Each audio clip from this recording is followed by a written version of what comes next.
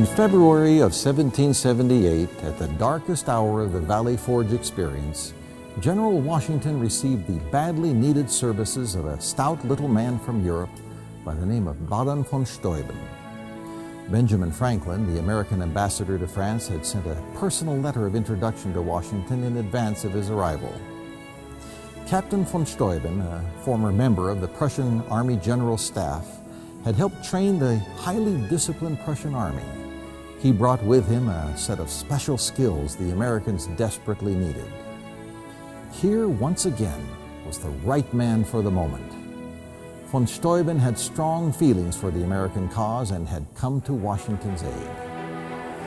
His report to Washington was very critical, yet hopeful.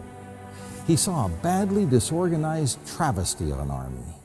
He also noted that officers were poorly prepared and soldiers were undisciplined with nearly unusable equipment. More than half the guns were rusted to the point they wouldn't even fire.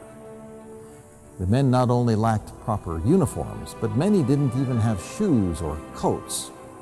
He also noted the lack of proper accounting. They had no records of purchases they had made or how many supplies remained available. And the list of deficiencies went on and on. On the other hand, he felt there was no European army he had ever seen or read about that would survive the conditions he found here. He was overpowered with admiration when he saw the men as they were freezing and starving while standing to their duties, refusing to mutiny and refusing to desert. There was something in their spirit that was indomitable, even grand.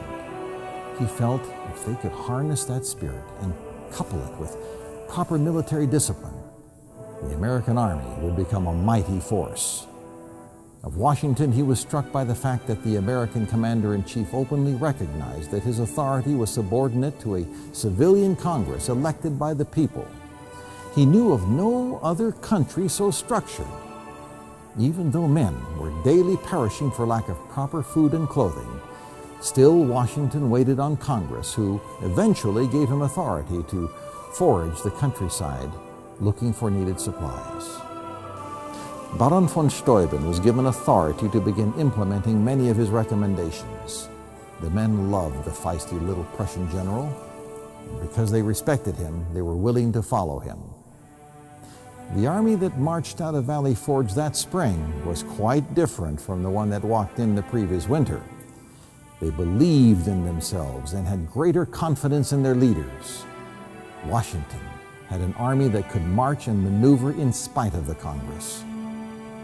The struggle to secure their vision of liberty would last another 3 years.